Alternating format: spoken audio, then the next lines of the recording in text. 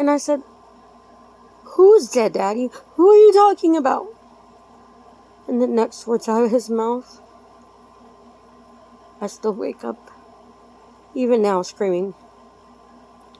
He said, "Your daughter's dead. He killed her." And everything went black. Apparently, I had passed out and my boss caught me before I hit the cement floor. I had to go into costumes to change out of my work clothes and back into my home clothes. We went to 3 different hospitals because we didn't know which hospital she was at. And we got to our Orlando Regional, and by this time I was so hysterical, I could barely tell the triage nurse who I needed, what I needed. I couldn't even talk straight. And my manager was trying to explain it to them, telling her daughter, and she was asking my manager what her name was, and she's like, "I don't know, I can't get her to calm down." And out of the corner of my eyes, I saw my daddy in his white shorts with his arms folded across his chest. And I ran up to him and I said, "Daddy, please tell me my daughter isn't dead. Please tell me my baby isn't dead." I dropped to my knees, hugging him around his waist, sobbing in his arms. My daddy said, "She's not dead, baby. She's waiting for you." Everything was so cold around me. The doctors told me things I didn't understand. I couldn't understand it. My whole world had come crashing down on me, and I still didn't understand everything. All I knew was that my husband had dropped our daughter off the roof of our house into the dirty Lake Apopka that our house was on. And the cops did not know how long my daughter had been in the water.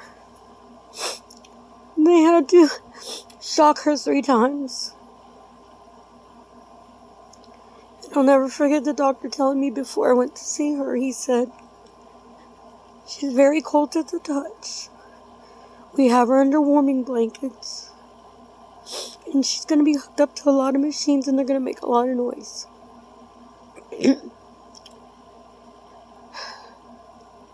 I remember walking in there with my dad, and before we got to the door, I wanted to turn and run away. I was too scared. I didn't want to see her.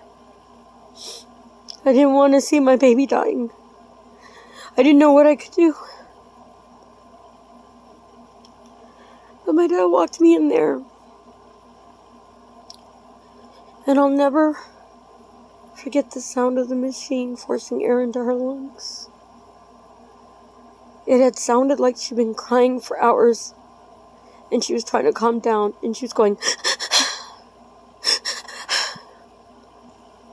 to this day. When my daughter cried like that, my youngest daughter Clarissa, or my grandsons cry like that, I get triggered so bad, I nearly have a heart attack.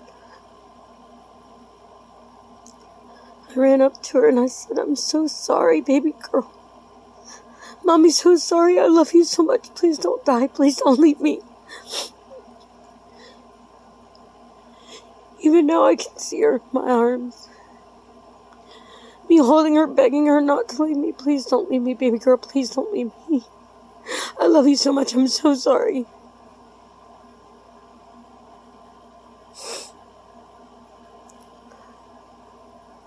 My husband was still at the jail when I got there. My ex-husband now.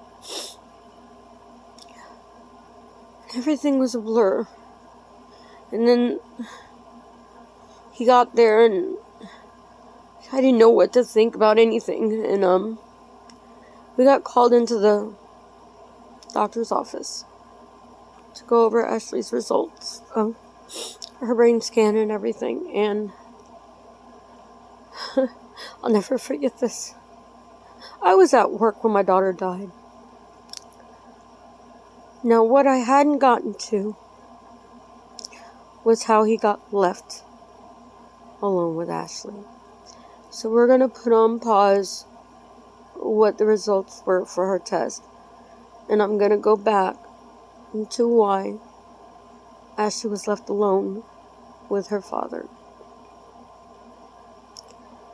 That day, our refrigerator had food in it, but my dad needed to go shopping for the week.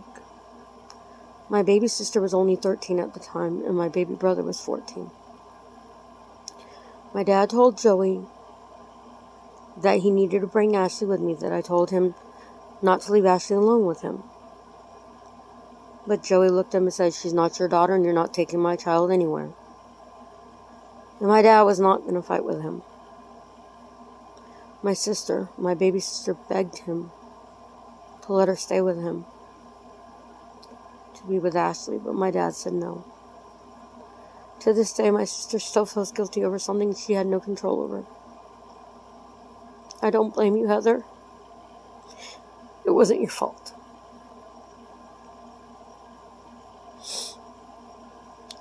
My dad had no choice but to leave Ashley because, like he said, she wasn't his child and he could not force her father to let her go with him. That is how my daughter got left behind, and how there was no one there to save her. Now back to the test results. They were showing me a picture of a scan of her brain, and it was all dark, and I didn't understand any of it. And they were telling me all this stuff, and I was just crying. And I started praying, and I was begging God, please don't let my baby die. And the CPS worker had the nerve to tell me, don't bother praying, she's already dead. How could this woman say this to me? I had done absolutely nothing wrong but provide for my child. That was what I was doing. I was at work, providing for my daughter. I had done nothing wrong. But she had judged me like I had done this to my child. The only thing I lived for was that little girl. I would never harm a hair on her head. And this woman had the nerve to tell me she was already dead. So we went in there with me after that. And this was on July 9th. To the room with Ashley.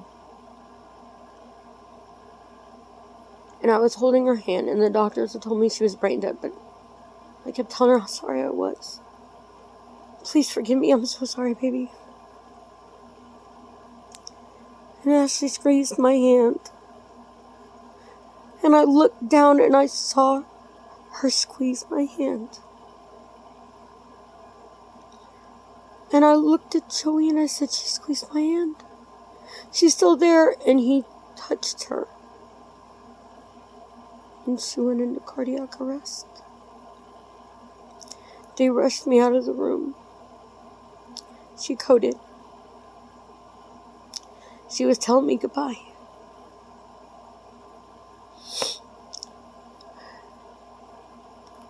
We sat in the waiting room waiting. I was in a wheelchair because I couldn't even walk.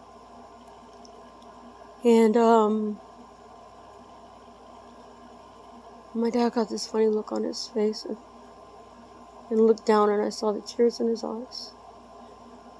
And then in walked the doctors. And I stood up. And they were shaking their head, and I remember them saying, "I'm sorry," and the next thing I knew, I fell on my knees and I started to scream. I screamed harder than I've ever screamed in my life. I screamed so hard everything went black.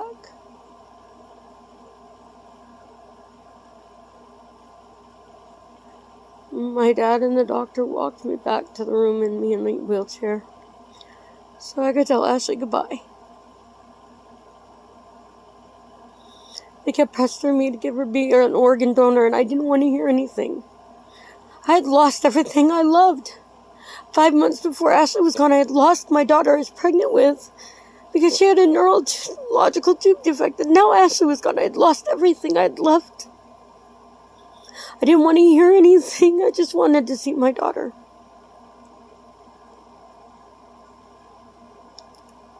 I held Ashley and I tried to give her pacifier. They had taken all of the tubes out.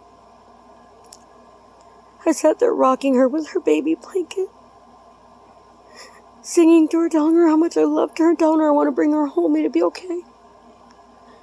It was then that I had completely lost it. And I was not the same for a long time. I remember walking to the phone because my foster mom had called, and I told her, I said, Ashley's dead. It was like I was hearing myself and it wasn't me. We walked out of the hospital. We walked down to the caddy, and I saw Ashley's Lion King bag in the window, and I just started screaming. My dad moved the bag and took me straight to the psychiatric unit. I was in the intensive care psychiatric unit for 2 months. But then I found out things I didn't know. Things I wished I would have known then. When Joey had dropped my daughter, prior to that, the neighbors heard banging and glass smashing. My father was the manager of a place called Lake Apopka Villas. So there were people that rented from him. And we lived on property. And the neighbors were hearing screaming and Ashley crying and glass breaking. So one of the neighbors walked up the steps to our door because we were on the 2nd floor. And he beat on the door. And he was like, hey, is everything okay? Hello? And Joey opened the door, and he had this crazy look on his face. And he had my daughter, who was screaming, in his arms. And the neighbor tried to grab my daughter. And he held my daughter over the balcony of the side of the stairs like he was going to drop her on the ground. And the neighbor tried to grab her. And he pulled her close to him. And then he held her on the other side, which would have dropped her on the roof, which is overlooking the water. And the neighbor again tried to grab her from him. And then he pulled her close, and he shut the door, and he locked it.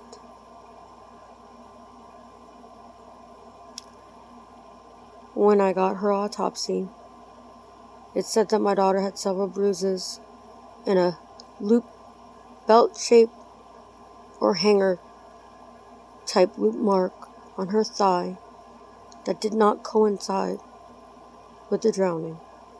She had bruises and marks that did not coincide with the drowning.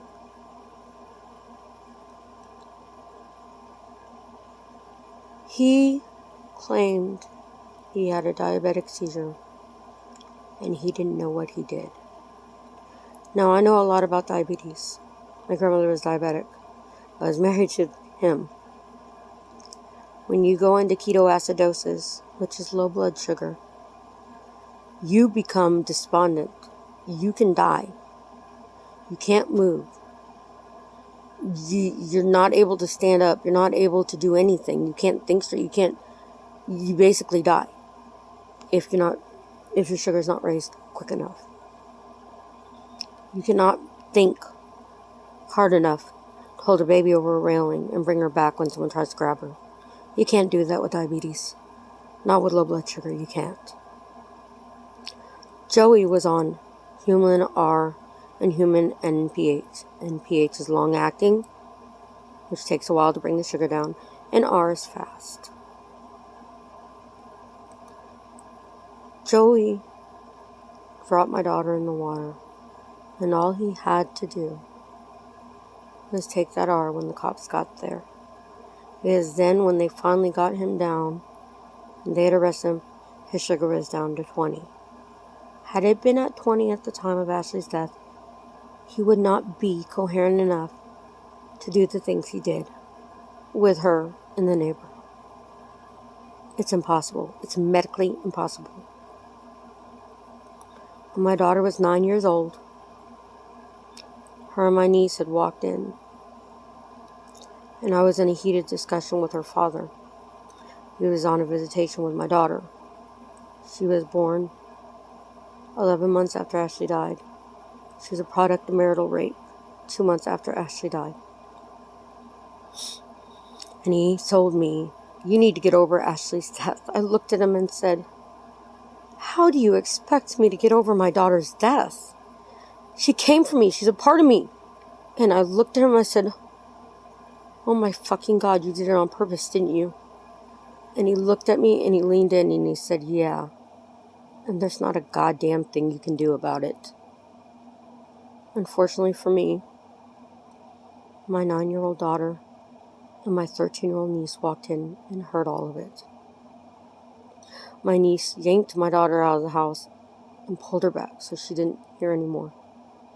As soon as I realized they were in, I was like, "You know what? I'm not going to fight with you. You know what? If you want to visit with Clarissa, visit. Otherwise, leave." Because I wasn't sure if Clarissa had heard or not. My father had told me that when he was at the police office giving his statement to the cops about where he was, and that yes, we had food in the house, and that no, there wasn't just rice and cookies, there was food in the house. He had left Joey a meal. He saw Joey's brother come in to the police station. He had a briefcase. Well, his brother sat down for a second, waiting for the chief. My dad watched him open it, and it was filled with money. And not a small briefcase either.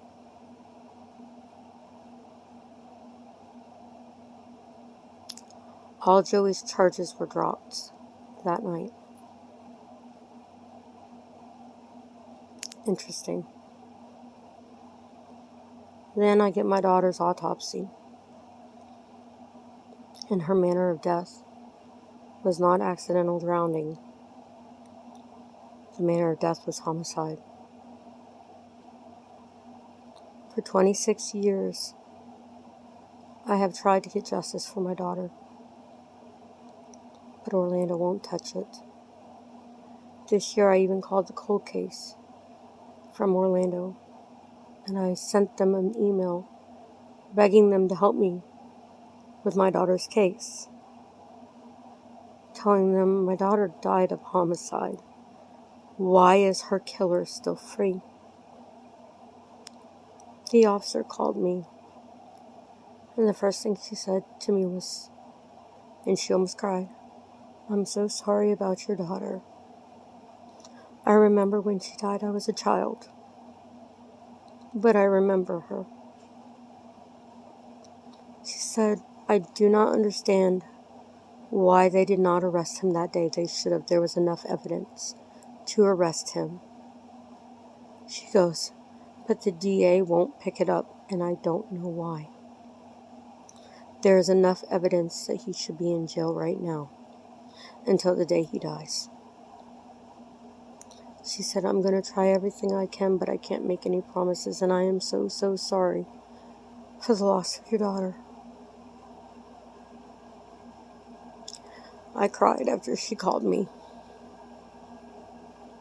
because everybody can see that my little girl was killed.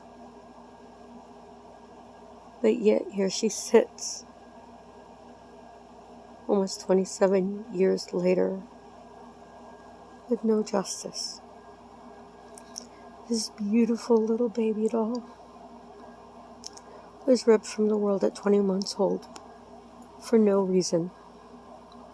And her killer is still a free man.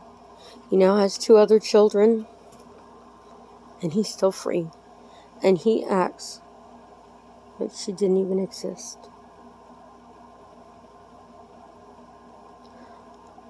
I have written the governor of Florida. Last night I sent him an email asking him to please help me with my daughter's case. If he doesn't help me, then I will go to the Supreme Court. And I will just keep going up, even if I have to write the president, until my daughter gets the justice she deserves. Because of my daughter's death, that is why Summer Wells means so much to me. because she reminds me of my little girl, my little Ashley. And all I want for that little girl is to have the justice she deserves too. If anybody can help me with my daughter's case, point me in the right direction.